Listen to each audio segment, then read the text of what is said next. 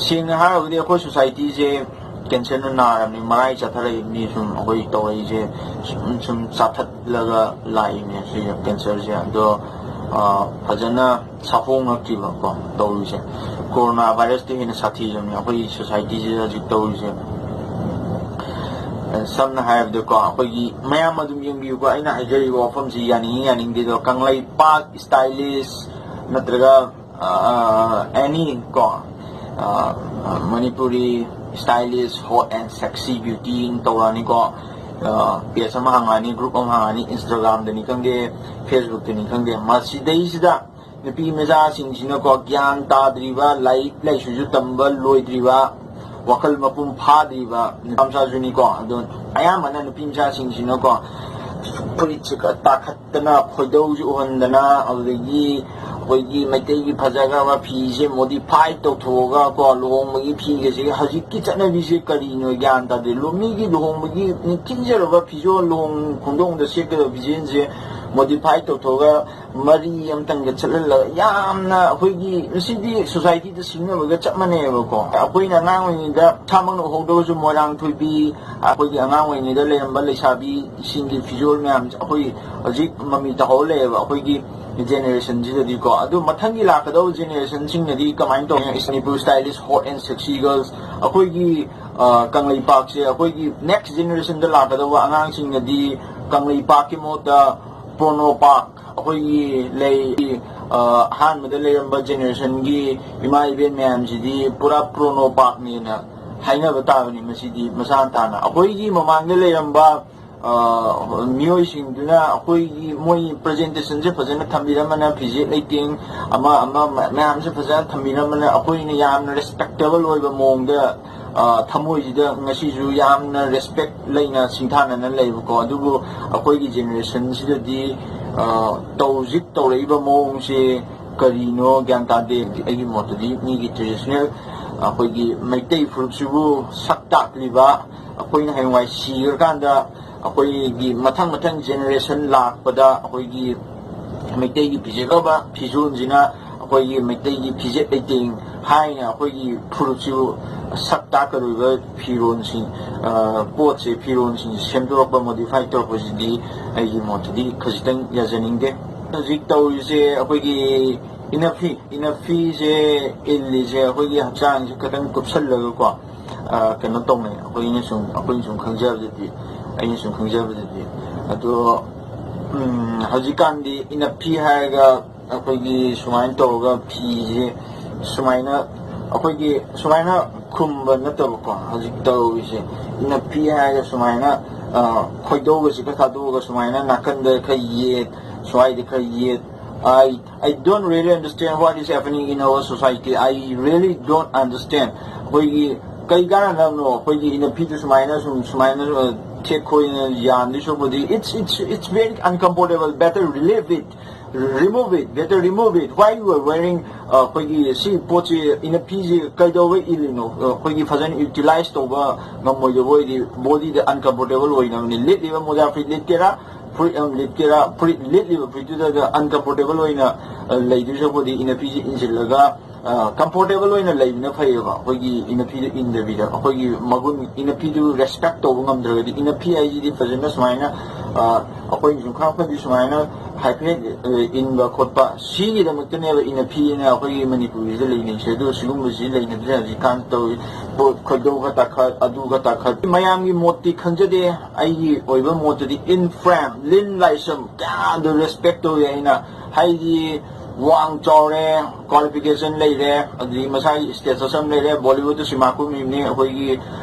nupa yam thu ti hainai ba randi boda ga hoi mari lei lohong ani ga su sungba rumors kha su tajei ko aina do hoi bikini se leju ama se leju len lai sam to ko di that is her professional life magi punsi du ga mari leina na matik char ba miyo amana to ko ni ba duna ai khoi ni ju hai bai da ka lai ti mi gi punsi da matik cha ba mi to ko ni na ko like su magi self status ko gi dignity maintain do ga mi na ka su hin jen ga moi do mi ni len nai sam hoi ado yam respectable oi ba mong da moi masagi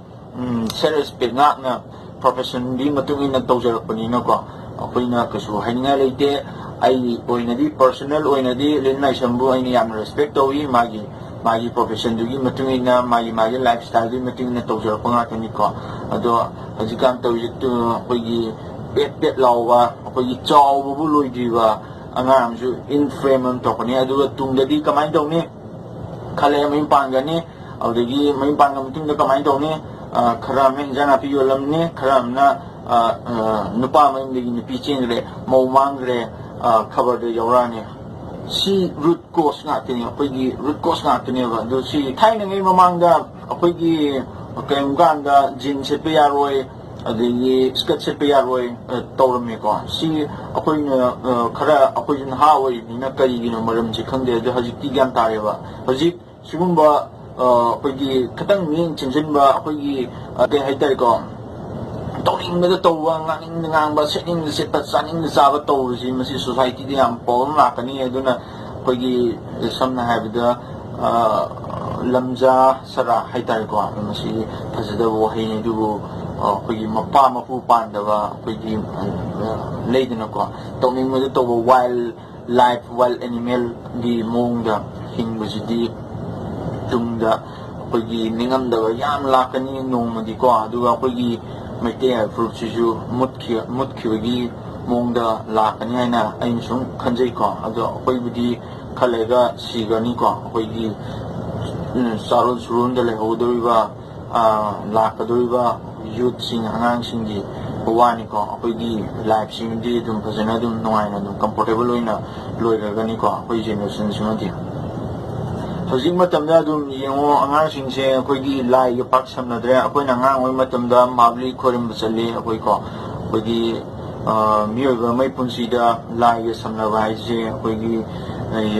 kind ꯍꯥꯔꯇꯦꯠ ꯑꯣꯏꯕ ꯃꯤꯑꯣꯏꯕꯒꯤ humanity ꯆꯦꯟꯕ ꯃꯤꯁꯛ ꯑꯃ ꯑꯣꯏꯒꯦ ꯍꯥꯏ ꯇꯥꯔꯗꯤ ꯑꯍꯜ ꯂꯃꯟꯒꯤ ꯄꯥꯎꯇꯥꯛ ꯃꯇꯨꯡ ꯏꯟꯅ ꯂꯥꯏ ꯁꯝꯅꯕ ꯂꯥꯏꯕꯨ ꯀꯤꯕ ꯂꯥꯏ ꯅꯤꯡꯕ ꯅꯣꯡꯃꯗ lai amurak natra aniruk khurumba siam taka waina akoibu sembi sabe ko ahansing na takpilay ko ado ko judum lai ko madum salay ko ado zigma tamdadi lai ko chapajudum camera nambagi selfie nambagi point chatnare ko thamoi senga isorbu ninchang bagi akoigi lai ko chapajidi yu unadre hajikani angang sing ko aduna yam onbam lai society se akoigi 21st century champani na chapalapani na ko chapalapai ko hajik matam je tawi se DSLR camera ma layani degi self made model oirani ko mayam yam jin lemba tamosadan da hoi lei ko duiwadi makup mata khari wani aina haise akoigi isana celebrity ama oigadi ko actor actress ama oigadi model ama oigadi in frame da thulagadi society sina matau tam jana from oiba imitate tawya ba ko thamam tawu daga lai audigi dignity maintain tawu daga lai self respect maintain tawu daga lai masi myam se kaw thoga ko in frame na hai ga foreign da oigi innerwear outerwear se pagi matau dudang tambadudi yamna fattaba po ama kani Facebook adu Instagram da dum yeng video taw mayam se kai ni ngai roi video ko matik magun di leitana model ngat ngai re keno Manipur da lei se actress celebrity ngat ngai re ko income na zero do ai lai su thi je na tam da na koi gi gyan no sin tan jin da na ko mapum mari pha matam da tor koi di phai mature oi king ni da ko koi gi celebrity ha ga kari ga na ko ko de koi gi समाजसिदा चाइथर मराई चाथर कितनी को ना नुआइतवा यामना पेंदवा हाइदी तुंगदा ओरकदो ma'am दो सुम उरगा को थमोय याम pen इसागी दंगी खल्लगा सुम हिंगगदी कछु काइदवा अदो मी खरन जी हाइनी को यामिंगोन यामिंग छले हाइपा याम साय अदु हाइनी को थोगनि जासम सनि आई चांग नाइन सैलरी फंगी आई केसु दका लेके सुम मैम जी येंगो नि अदुबु अखोगी समाज की दमकता अखोगी मैम की दमकता को तुमना होगदोइबा आंगांसिंग दमकता सुम खंजल्लगदी लेताबा मम खंगदगा अखोइना सिगो मतमदा हेंवाई मणिपुर जिबु कमदौना लेहौगनी हौगलेइबा आंगांसिंग जि कमाइन तौगनी सुम खनमदा कैसु तौबुदि ngamde अखोइना सुको अदो सुम खनमदा थवाई जे याम नुआइतो हाइतारे को देगी हजिक तौनाइ मैम जे मौ मांगरे लुहोंगबमदगी नुपि चेंगरे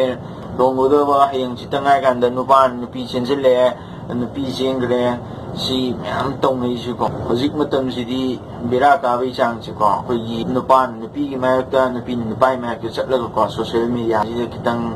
ꯑꯩꯈꯣꯏꯒꯤ ꯐꯦꯃꯁ ꯑꯣꯏꯍꯧꯅꯕꯀꯣ ꯄꯣꯁ ꯑꯃꯇꯪ ꯇꯧꯍꯧꯅꯕ ꯅꯨꯄꯥꯅ ꯈꯔ ꯆꯒꯠꯄ ꯐꯣꯇꯣ ꯈꯔ ꯊꯥꯒꯠꯂꯨꯅꯤ ꯅꯨꯄꯤꯅ ꯈꯔ ꯑꯩꯈꯣꯏꯒꯤ ꯐꯤꯁꯦ ꯂꯥꯏꯛ ꯀꯣꯃꯦꯟꯁꯦ ꯑꯩꯈꯣꯏꯒꯤ ꯃꯣꯖꯥ ꯐꯤꯠꯂꯤꯠꯇꯗꯤ ꯌꯥꯝꯗꯦꯅꯦ ꯈꯣꯏꯗꯧ ꯁꯣ ꯇꯧꯗꯗꯤ ꯌꯥꯝꯗꯦꯅꯦ ꯂꯥꯏꯛ ꯀꯣꯃꯦꯟꯁꯦ ꯑꯗꯨꯅ ꯁꯨꯝ ꯃꯌꯥꯝꯁꯦ ꯇꯧꯅꯔꯛꯄꯗꯒꯤ ꯏꯃꯨꯡ ꯀꯥꯏꯅꯗꯅ ꯇꯧꯔꯤꯁꯦ ꯃꯥꯒꯤ ꯅꯨꯄꯥ ꯃꯥꯒꯤ ꯅꯨꯄꯤꯒꯤ ꯀꯩꯁꯨ ꯈꯟꯅꯗꯦ ꯌꯥꯝ ꯁꯝꯅ ꯍꯥꯏꯔꯕꯗ ꯌꯥꯝꯅ ꯁꯦꯜꯐ ꯁꯦꯟꯇꯔ ꯑꯣꯏꯔꯦꯀꯣ ꯍꯧꯖꯤꯛ ꯃꯇꯝꯁꯦ ꯊꯥꯖꯅꯤꯡꯉꯥꯏꯁꯨ ꯑꯃꯨꯛ ꯂꯩꯁꯤꯜꯂꯛꯇ꯭ꯔꯕ ꯃꯇꯝꯅꯤꯀꯣ ꯍꯧꯖꯤꯛ ꯃꯇꯝꯁꯦ ꯍꯤꯡꯕꯗ ꯌꯥꯝ ꯂꯨꯔꯦ ꯏꯁꯥꯒꯤꯗꯪ ꯈꯜꯂꯒ ꯍꯤꯡꯅꯕ ꯑꯣꯏꯅ ꯇꯧꯔꯦꯀꯣ ꯀꯜꯌꯨꯛ ꯍꯥꯏꯕ ꯖꯨꯛꯇꯨ ꯌꯧꯔꯦ ꯍꯧꯖꯤꯛ ꯃꯇꯝꯁꯦꯀꯣ ꯑꯩꯅ ꯌꯥꯝ ꯔꯦꯁꯄꯦꯛ ꯇꯧꯕ ꯑꯩꯈꯣꯏꯒꯤ ꯃꯅꯤꯄꯨꯔ ꯗꯤꯖꯥꯏꯅꯔ ꯑꯃ ꯂꯩꯀꯣ ꯔꯣꯕꯥꯔꯠ ꯅꯥꯎꯔꯦꯝꯁꯤꯀꯣ ꯌꯥꯝ ꯁꯦꯇꯤꯁꯐꯥꯏ ꯑꯣꯏꯕꯗꯣ ꯔꯣꯕꯥꯔꯠ ꯅꯥꯎꯔꯦꯝꯅ ꯇꯧꯔꯤꯕ ꯊꯕꯛꯁꯦ ꯍꯥꯏꯗꯤ ꯐꯤꯔꯣꯟꯗꯨꯁꯨ ꯌꯥꯝ ꯊꯤꯖꯕ ꯃꯑꯣꯡꯗ ꯌꯥꯝ ꯀꯥꯝꯕ ꯅꯠꯇꯕ ꯑꯩꯈꯣꯏꯒꯤ ꯐꯣꯔꯦꯟꯗꯅꯤꯀꯣ ꯔꯣꯕꯥꯔꯠ ꯅꯥꯎꯔꯦꯝ ꯇꯧꯔꯛꯏꯁꯦ ꯑꯗꯨꯁꯨ ꯌꯥꯝꯅ ꯅꯤꯡꯊꯤꯖꯕ ꯁꯤꯡꯊꯥꯅꯐꯝ ꯑꯣꯏꯕ ꯃꯑꯣꯡꯗꯅꯤꯀꯣ ꯑꯗꯣ ꯑꯩꯈꯣꯏꯒꯤ ꯃꯅꯤꯄꯨꯔꯒꯤ ꯏꯟꯁꯇꯥꯒ꯭ꯔꯥꯝ ꯑꯗꯨꯗꯒꯤ ꯐꯦꯁꯕꯨꯛꯁꯤꯗ ꯇꯧꯔꯤꯁꯦ ꯏꯟꯐ꯭ꯂꯨꯑꯦꯟꯁꯤꯅ ꯂꯣꯏꯔꯦ ꯁ꯭ꯇ꯭ꯔꯤꯡ ꯍꯥꯏꯕ꯭ꯔꯥ ꯀꯩꯅꯣ ꯃꯔꯤ ꯃꯔꯥꯡꯁꯤꯅꯀꯣ ꯑꯩꯈꯣꯏꯒꯤ ꯃꯤꯅꯒ ꯎꯔꯒꯀꯣ ꯑꯩꯈꯣꯏꯒꯤ ꯃꯅꯤꯄꯨꯔꯒꯤ ꯃꯤ ꯃꯌꯥꯝꯁꯤꯕꯨ ꯆꯤꯟꯗꯗꯤ ꯍꯥꯏꯕꯗꯤ ꯌꯥꯗꯕꯀꯣ ꯑꯩꯈꯣꯏ ꯑꯗꯨꯒꯨꯝꯕ ꯉꯥꯛꯇ ꯉꯥꯏꯔꯕ ꯍꯥꯏꯕ ꯑꯩꯈꯣꯏ ꯃꯅꯤꯄꯨꯔꯒꯤ ꯅꯣꯔꯠ ꯏꯁꯀꯤ ꯅꯨꯄꯤ ꯃꯌꯥꯝꯁꯤ ꯀꯃꯥꯏꯅ ꯇꯧꯔꯕꯅꯣ ꯅꯨꯄꯥ ꯃꯆꯥ ꯃꯌꯥꯝꯁꯤꯕꯨ ꯀꯃꯥꯏꯅ ꯇꯧꯔꯕꯅꯣ ꯍꯥꯏꯕ ꯄꯣꯠ ꯑꯃ ꯂꯥꯛꯑꯦꯕ ꯑꯗꯨꯅ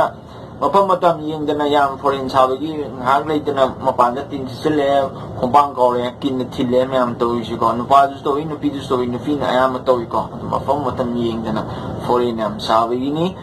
ꯃꯥꯅ ꯇꯧꯗꯨꯅ ꯃꯥꯅ ꯐꯪꯖꯕꯅꯤꯀꯣ ꯈꯪꯗ꯭ꯔꯤꯉꯩꯗꯗꯤ ꯑꯩꯁꯨ ꯌꯥꯝꯅ ꯁꯥꯎꯅꯤꯡꯉꯝꯃꯤꯀꯣ ꯑꯩꯈꯣꯏ ꯅꯣꯔꯠ ꯏꯁꯇ ꯇꯧꯔꯛꯄꯁꯦ ꯑꯗꯣ ꯍꯧꯖꯤꯛꯇꯤ ꯃꯥꯅ ꯇꯧꯗꯨꯅ ꯃꯥꯅ ꯐꯪꯕꯅꯤ ꯃꯔꯝ ꯆꯠꯇꯨꯅꯅꯦ ꯈꯪꯉꯕꯅꯤꯅ ꯃꯌꯦꯛ ꯁꯦꯡꯅꯀꯣ ꯀꯩꯁꯨ ꯐꯥꯎꯗꯦ ꯐꯤꯂꯤꯡꯁ ꯑꯩ ꯊꯃꯣꯏ ꯃꯣꯏ ꯇꯧꯖꯕꯅꯤꯅ ꯃꯣꯏ ꯐꯪꯕꯅꯤ ꯑꯩꯒ ꯊꯕꯛ ꯇꯧꯃꯤꯟꯅꯕ ꯔꯁꯤꯌꯟ ꯃꯆꯥ ꯑꯃ ꯂꯩ ꯑꯍꯟꯅꯤ ꯑꯅꯤꯔꯛ ꯃꯆꯥꯅꯨꯄꯤꯁꯨ ꯂꯨꯍꯣꯡꯉꯨꯔꯦ ꯁꯛꯁꯦꯁ ꯑꯣꯏꯗ꯭ꯔꯦ ꯑꯍꯨꯝꯂꯛ ꯁꯨꯕꯗ ꯂꯨꯍꯣꯡꯉꯔꯣꯏ ꯑꯉꯥꯡ ꯑꯃ ꯄꯥꯝꯃꯦ ꯑꯗꯣ ꯑꯉꯥꯡꯁꯤꯗꯤ ꯐꯥꯗꯔꯁꯤꯗꯤ ꯑꯃ ꯍꯦꯛꯇ ꯑꯣꯏꯕ ꯌꯥꯏ ꯁꯤꯅꯦꯕ ꯁꯝꯅ ꯍꯥꯏꯔꯕꯗ ꯁꯤꯒꯨꯝꯕ ꯆꯠꯅꯕꯤꯁꯤ ꯌꯥꯝꯅ ꯆꯥꯎꯈꯠꯈ꯭ꯔꯕ ꯔꯁꯤꯌꯥꯒꯤ ꯋꯥꯅꯦꯕ ꯑꯩꯈꯣꯏꯒꯤ ꯃꯅꯤꯄꯨꯔꯗꯗꯤ ꯁꯨꯡꯌꯥ ꯌꯥꯔꯣꯏꯕ ꯁꯤꯅꯤ ꯑꯁꯦꯡꯕ ꯐꯣꯔꯦꯟ ꯍꯥꯏꯕꯒꯤ ꯑꯦꯛꯖꯥꯝꯄꯜ ꯃꯆꯥ ꯑꯃꯗꯤ ꯑꯩꯒꯤ ꯃꯣꯠꯀꯤ ꯃꯇꯨꯡ ꯏꯟꯅ ꯃꯌꯥꯝꯅ ꯅꯨꯡꯁꯤꯕꯤꯗꯨꯅ ꯑꯩꯒꯤ ꯆꯦꯅꯦꯜ ꯃꯥꯏꯕꯝ ꯀꯦꯅꯦꯗꯤꯁꯤꯕꯨ ꯁꯕꯁꯀ꯭ꯔꯥꯏꯕ ꯁꯤꯌꯔ ꯈꯔ ꯇꯧꯊꯣꯛꯄꯤꯔꯝꯃꯨ ꯑꯗꯨꯒ ꯃꯔꯆꯤꯅꯤꯕꯤꯗ ꯊꯕꯛ ꯇꯧꯖꯅꯤꯡꯕ ꯏꯆꯤꯜ ꯏꯅꯥꯎꯁꯤꯡꯕꯨ ꯏꯟꯁꯄꯤꯌꯔ ꯇꯧꯕꯗ ꯃꯤ ꯑꯣꯏꯍꯟꯕꯗ ꯃꯇꯦꯡ ꯄꯥꯡꯕꯤꯌꯨ ꯍꯥꯏꯅ ꯃꯌꯥꯝꯗ ꯅꯣꯡꯃꯛꯅ ꯍꯥꯏꯖꯔꯤ